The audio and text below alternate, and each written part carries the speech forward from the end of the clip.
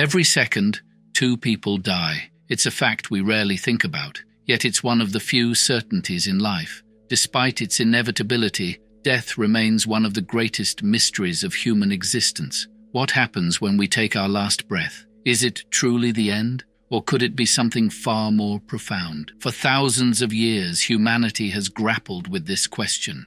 We've built religions, philosophies, and entire civilizations around the fear of death. But what if everything we've been taught about it is wrong? High in the remote mountains of Tibet, ancient mystics have guarded a powerful secret for over 1,000 years, a truth about death so profound it could change everything you think you know about life, consciousness, and what lies beyond. What if I told you that Tibetan monks have long claimed death is not the end, and now modern science is beginning to agree? Think of your consciousness like a cloud. Even when the cloud disappears, the water molecules that made it up still exist. They just take on a new form. What if consciousness works the same way? What if, when we die, it doesn't vanish, but transforms? We've all lain awake at night, staring at the ceiling, wondering what happens after we die. It's a terrifying question, but what if it doesn't have to be? What if death isn't an ending, but a doorway to something extraordinary? What if the greatest mystery of life is also its greatest revelation? In 1986, in a remote Himalayan monastery, something extraordinary occurred, something that defied everything we thought we knew about death. A young Tibetan monk named Tenzin lay on his deathbed. Doctors, monitoring his condition, were prepared to confirm his passing. His heart stopped, yet his body defied all logic. For 3 days after clinical death, his body remained warm, especially around the heart. No signs of decay, no rigor mortis. It was as if his consciousness was still present, lingering in a state beyond what science could explain. This baffling phenomenon is called Tukdam, a meditative state where consciousness is believed to persist after death. Think of your consciousness like Wi-Fi. Your brain is the router, but the signal itself exists everywhere around you. Even when the router is turned off, the signal doesn't simply disappear. It continues to exist in the space around it. Could consciousness work the same way? This wasn't folklore or myth. It was something deeply rooted in Tibetan spiritual practice, documented for over 1,000 years in the Tibetan Book of the Dead. This ancient text wasn't just a religious manuscript. It was a guide for navigating the realms of consciousness beyond death. The Tibetans believed that death is not the end, but a crucial transition into new states of awareness. Modern science is now beginning to explore how this state of prolonged consciousness might be possible. Studies have shown that brain activity can continue in unexpected ways even after clinical death, challenging our understanding of where consciousness begins and where it ends. Could the ancient wisdom of Tibet hold the key to one of life's greatest mysteries? And if so, what does it mean for the way we live and the way we die? But what if this wasn't just spiritual tradition? What if science is beginning to confirm what Tibetan masters have known for centuries? In 2022, researchers at the University of Cambridge uncovered something astonishing: quantum processes occurring in brain cells that continue even after clinical death. These findings suggest that even after the brain stops, something inside us, our consciousness, might keep going, like a radio signal that persists even after the radio is turned off. The same phenomena that Tibetan masters described in symbolic terms centuries ago are now being explored in the language of modern physics. What they called the clear light, or interconnected awareness, science is beginning to understand as quantum entanglement, a phenomenon where particles remain connected across space and time, even when separated. These quantum processes suggest that consciousness might not be tied entirely to the brain. Instead, it could exist in a different, interconnected form, a universal awareness that transcends the physical body. Science is now catching up to the insights encoded in ancient texts like the Tibetan Book of the Dead. Science calls this quantum entanglement. Tibetan masters might call it the eternal dance of consciousness. Both point to the same profound truth, that our awareness may not end with the body, but instead transition into a deeper, interconnected state. Could the ancient wisdom of Tibet and the cutting-edge discoveries of modern science be pointing us toward the same extraordinary truth? That consciousness is not confined to the brain, but is woven into the very fabric of the universe. In the high monasteries of Tibet, an extraordinary tradition has been passed down through centuries, a map for the greatest journey we will ever take. The Bardo Thödol, or Tibetan Book of the Dead, isn't just a text about dying, it's a profound exploration of consciousness itself. For generations, these sacred words have been whispered to the dying, guiding them through three remarkable stages that await us all. First comes the Chikai Bardo, the precious moment of death itself. The texts speak of a magnificent clear light that dawns, brighter than 1,000 suns, yet soothing as moonlight on water. This is said to be reality itself, unveiled in its pure form. Those who can recognize and rest in this light may achieve immediate liberation. As this light fades, we enter the Chonyid Bardo, a kaleidoscope of visions that mirror our own mind. Here, peaceful deities emerge like rainbows from empty space, then transform into wrathful forms that test our understanding. These aren't external gods or demons, but reflections of our own consciousness, our wisdom and our fears made manifest. Finally comes the Bardo, where karma's currents guide us toward rebirth. Like a dream within a dream, consciousness moves through memories and possibilities, drawn by the forces of past actions and unfulfilled desires. Each choice in this stage shapes the path ahead. What makes these ancient teachings particularly compelling is their striking resonance with modern accounts. Those who've returned from near-death experiences often describe a brilliant light beyond description, encounters with luminous beings, and a profound choice about returning to life. While neuroscience explores these phenomena through brain activity, the parallels raise deeper questions about consciousness and its ultimate nature. For Tibetan Buddhists, understanding death transforms how we live. These teachings aren't meant to remain on sacred pages. They're practiced daily through meditation,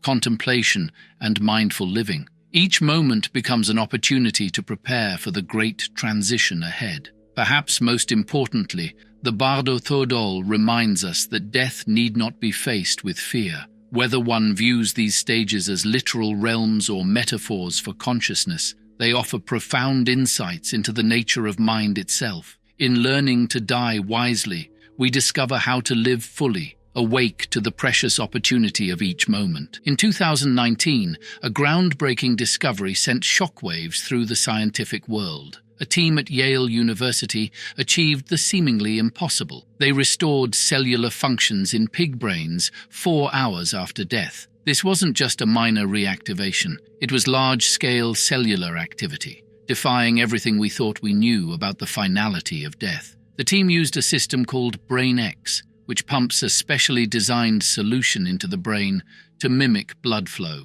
While the brains didn't regain consciousness, the restoration of cellular activity raised profound questions. Could death be a reversible process? And if so, what does that mean for our understanding of consciousness itself? Imagine your consciousness as a symphony. For years, we believed that when the conductor, your brain, falls silent, the music stops. But what if the musicians, your consciousness, could keep playing even without the conductor? What if they're part of a universal orchestra, a timeless harmony that never ceases? This discovery challenges the long-held assumption that consciousness is entirely dependent on the brain. Some scientists and philosophers now speculate that the brain might act more like a receiver or filter for consciousness, rather than its sole source. Could consciousness exist independently, continuing beyond the death of the physical body? These findings don't just push the boundaries of science, they also echo ancient spiritual teachings that have long suggested consciousness transcends the physical body. Whether through the lens of science or spirituality, one thing is clear: the mystery of consciousness and its relationship to death is far from solved. For those eager to explore further, this discovery opens a door to a new frontier, one where science and spirituality may converge to reveal deeper truths about life, death, and what lies beyond. So what does all this mean for you right now? How does understanding death as a transition, not an end, change the way we live our lives? The ancient Tibetans didn't just talk about death. They developed practical techniques to navigate it. And guess what? Modern science is now proving that these techniques actually work. 1. Consciousness training.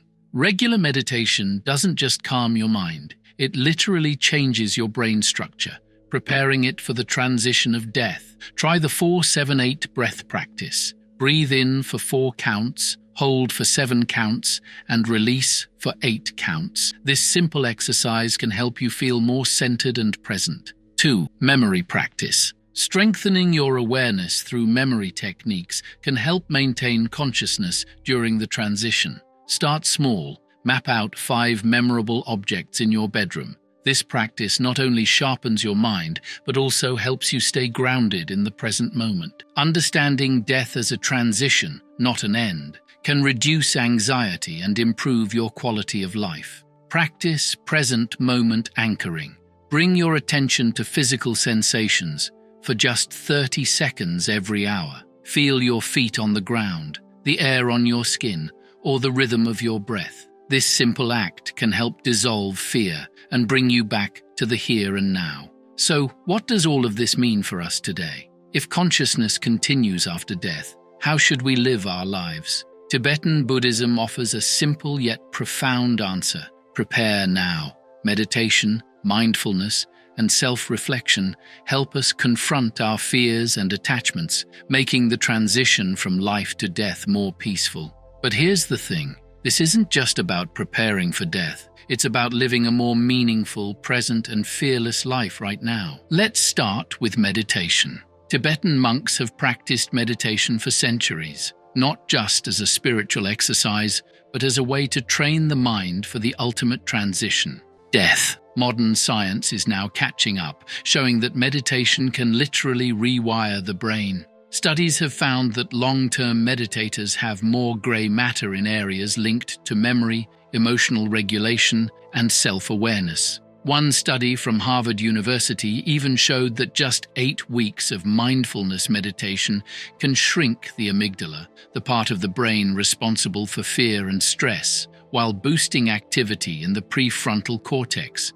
which governs decision-making and awareness. But meditation isn't the only tool. Mindfulness, the practice of being fully present in the moment, can also help us prepare for death by teaching us to let go of attachments. The Tibetan masters believed that our attachments to people, possessions, and even our own identities are what trap us in the cycle of rebirth. By practicing mindfulness, we learn to observe our thoughts and emotions without clinging to them. This doesn't mean we stop caring about the people and things in our lives. It simply means we learn to love without attachment, to live without fear. Another powerful practice is death awareness, or Maranasati in Buddhist tradition. This involves regularly contemplating the inevitability of death, not in a morbid way, but as a way to cultivate gratitude and urgency in life. Tibetan monks often visualize their own death during meditation, imagining the stages of the Bardo and preparing their minds for the transition. This practice might sound intense, but it's incredibly liberating. By facing death head-on, we learn to live with greater purpose and clarity. Here's a simple exercise you can try, the 5 Remembrances. This is a powerful Buddhist practice designed to help us reflect on life's most fundamental truths. It's a reminder of the impermanence we all face, one that can bring clarity, acceptance, and even peace. You can incorporate this into your daily routine through meditation or journaling. The 5 Remembrances. 1. I am of the nature to grow old. I cannot avoid aging. Aging is inevitable, yet we often try to ignore or resist it, seeking ways to stay young forever. But by facing this reality, we free ourselves from that fear. When we accept that our time is limited, every moment becomes more precious. 2. I am of the nature to become ill. I cannot avoid illness. Our bodies are vulnerable.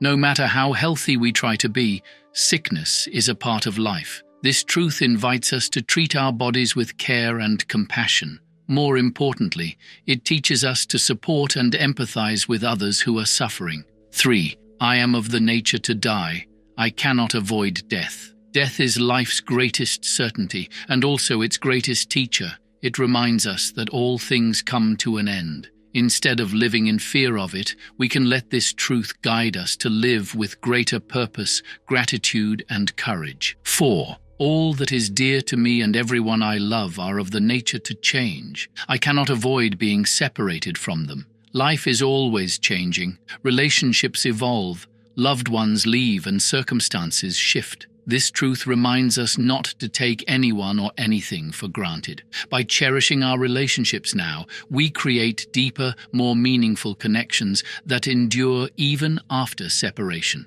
5. My actions are my only true belongings. I cannot escape the consequences of my actions. Our actions shape our reality and define who we are. In the end, material possessions and titles fade away. What remains is the legacy of how we treated others and the world around us. This truth encourages us to act with integrity, kindness, and compassion. These 5 remembrances teach us to embrace impermanence rather than fear it. By reflecting on them, we let go of unhealthy attachments and focus on what truly matters: our actions, our relationships, and our inner growth. In a world that's constantly changing, the greatest wisdom lies in living with awareness, gratitude, and intention. As the Tibetan masters say, the way we live is the way we die. So how will you choose to live today?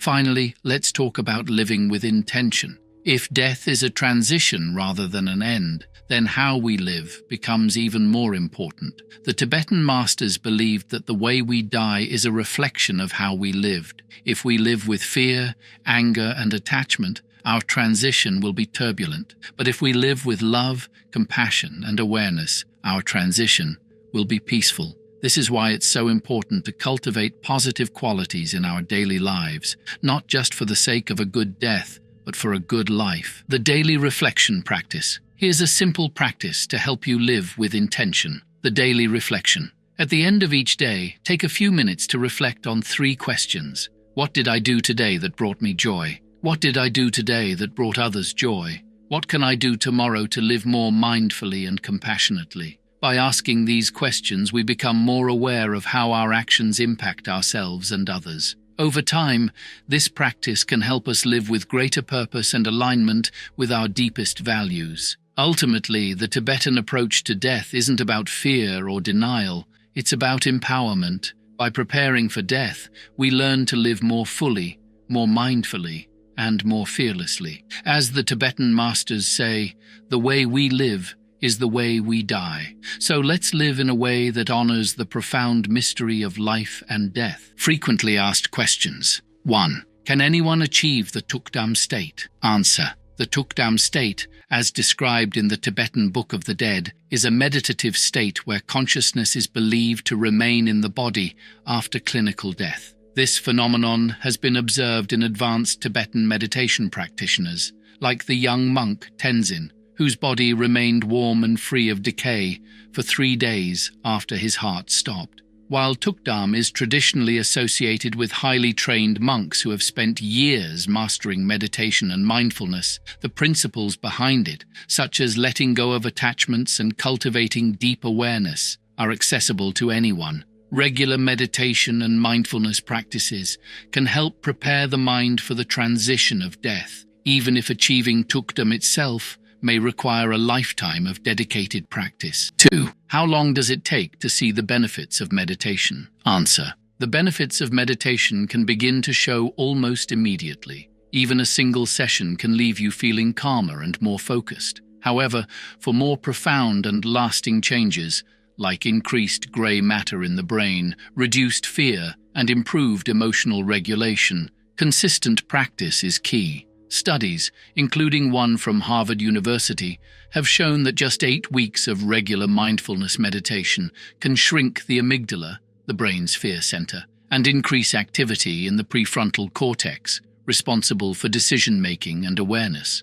So, while the journey of meditation is lifelong, even 10 minutes a day can start reshaping your brain and improving your quality of life in a matter of weeks. 3. What happens to consciousness after death, according to science? Answer: science is beginning to explore what happens to consciousness after death, and the findings are fascinating. Studies on near-death experiences, NDEs, have revealed that some people retain awareness even after clinical death, describing events that occurred while their hearts were stopped. For example, Dr. Sam Parnia's AWARE study documented cases where patients accurately described conversations and events happening around them during clinical death. Additionally, researchers like Dr. Stuart Hameroff and Sir Roger Penrose propose that consciousness operates at the quantum level, suggesting it might not be entirely dependent on the brain. In 2019, scientists at Yale University even restored cellular activity in pig brains hours after death, challenging the idea that brain function ceases irreversibly at death. While science doesn't yet have all the answers, these discoveries suggest that consciousness might not simply end at death. It could transition into a different state, echoing ancient wisdom like that found in the Tibetan Book of the Dead. Let me tell you about Sarah. 3 years ago, she lost her mother to cancer. Like millions around the world, she lay awake at night, staring at the ceiling, haunted by that final question. Was that really the end? But what she discovered next changed everything. The same profound truth you've just learned. For thousands of years, Tibetan masters guarded a powerful secret about death, not because it was meant to be hidden, but because the world wasn't ready to understand. Now, as science catches up to ancient wisdom, we stand at a unique moment in human history, where the deepest mysteries of consciousness are finally being unveiled. Think about this. Every atom in your body was once part of a star. When that star died, it didn't end. It transformed, becoming part of something new, something more. What if consciousness works the same way? What if everything we thought we knew about death was just the beginning of understanding who we truly are? This isn't just ancient philosophy or theoretical physics. This is about you, about how you live each precious moment, knowing that consciousness continues. It's about facing each day not with fear, but with wonder. Not with anxiety about the end, but with curiosity about the eternal journey. Sarah took what she learned and transformed her grief into purpose. Today, she helps others understand what the Tibetan masters knew centuries ago, that death isn't the enemy, it's one of life's greatest teachers. And just like Sarah, you're now part of this ancient wisdom that's being rediscovered.